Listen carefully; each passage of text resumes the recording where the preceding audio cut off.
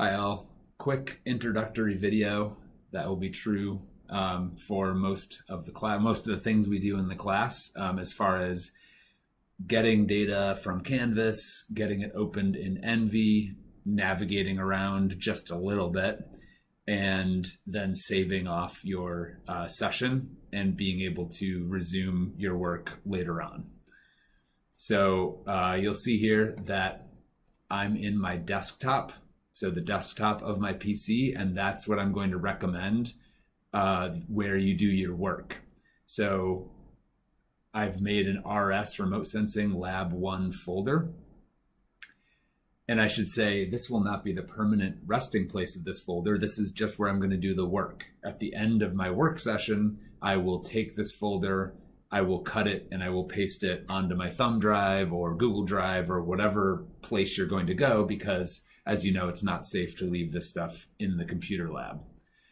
But the work should happen in the same place on the desktop every session. That will make your life easier. So let's say I'm gonna do lab 1. Well, I'm gonna go in the files area of Canvas. I'm going to go into lab 1. And there's a few images in here. I'm only gonna grab one of them right now. You can see this .tiff is AU area. And then there's these more obscure looking files here, which are Landsat images, which we will get to know very well. I'm going to deal with these for right now. Anytime you see two things with the same file name, one of which has a .hdr next to it, those two come in a pair. The big file, 175 megabytes, is the imagery itself, and the HDR file is a header that basically tells you where that image is going to end up on a map. So it has some kind of spatial information that we won't get too into in this course. So I'm going to go ahead and download the big one, and I'm going to download the small one. You can see that I've already done this. And then I'm going to show in folder to find them. Okay, they're in my downloads folder, but that is not where I want them.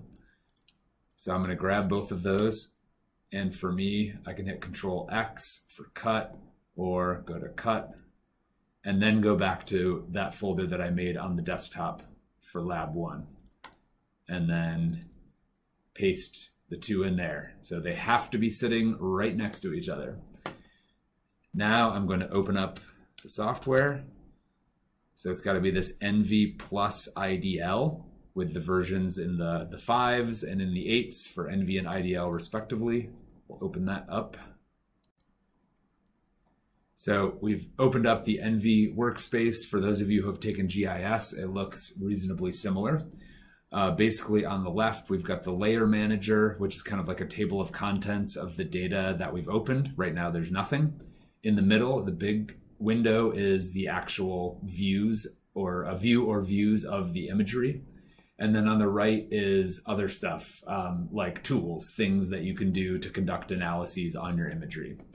So to get started, I want to open stuff up. The way that I usually do this, you don't have to, but I just like to do things consistently, is to go to the data manager. And I usually do that by just hitting F4. So just something that I learned to remember eventually.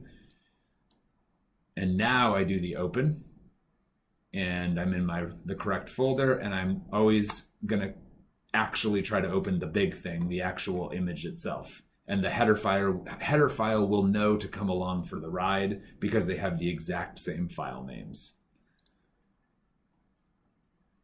So we'll open that up, and great. In the data manager, we can see the different bands in this imagery. And more importantly for right now, we can see that this is of Washington, DC. So I don't need this data manager right now. I can use the table of contents. So a few things I can do. This will not be exhaustive at all. I can right click and I can zoom to layer extent to see this full image. You can see if I go out further, there's nothing else there. I can use my wheel on my mouse to scroll in and out. I can hold the wheel down, and you can see I now have a grabber hand, and I can pan around. And that's kind of mostly how I get around, but you can also go up here to the tools area Another nice thing is the box zoom. So let's zoom in on AU over here. You can see there it is, not much to see there. We'll zoom back out because of the resolution of this image. Or just the regular kind of incremental zoom. I don't use that one very much because the trackball on my mouse is, or the wheel on my mouse is a lot better. You can see what's at a certain area value-wise. This will give you information within the pixels that will become more meaningful later. And the last thing I'll show is just what if you want to show other spectral information. This has loaded by default to be a true color image, meaning we are seeing red, green, and blue information displayed as red, green, and blue. You might not think you'd ever do otherwise, but in this course, we will do otherwise. We will take other wavelengths of light, but we will always have to display them as red, green, and blue because that's all that our eyes can handle. So if I were to want to display the information in other bands, I would expand this just to see what I have right now. And what we have here is a correspondence between the red, green, and blue color guns, meaning what is actually producing the color on our monitors, and then some wavelengths of actual light that we'll get into more in this class. But I can tell you that the 652 nanometers, for example, lines up with red wavelengths of light, 560 lines up with green, and 475 lines up with blue. Let's grab some other information. Change RGB bands. Let's say I want to show some wavelengths of light that we can't actually see.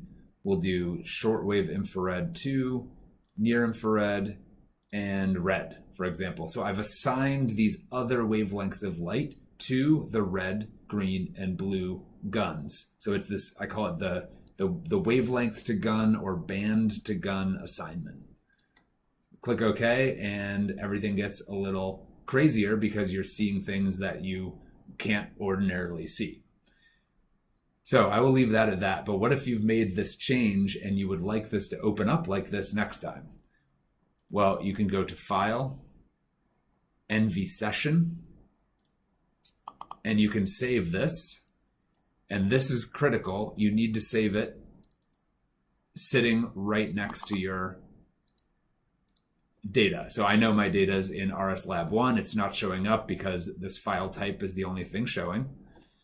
So I'm going to do RSLab1 ENVI and hit save. I will close this out. Let's say I'm done for the day. And what am I going to do? I would then grab this whole folder and I would move it off to the place I'm going to store it. Fast forward, back the next day, move this folder back to the desktop. It has to be the desktop, the exact same place. And now I'll have something that I can open from within the program. So let's just do that for completeness. ENVI IDL, again. It's open. And now I'm going to go to ENVI Session, restore. I've got my JSON file there.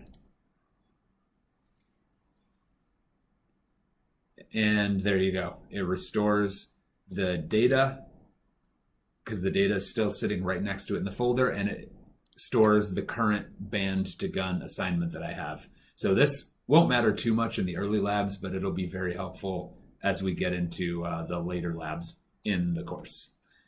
That's it for now.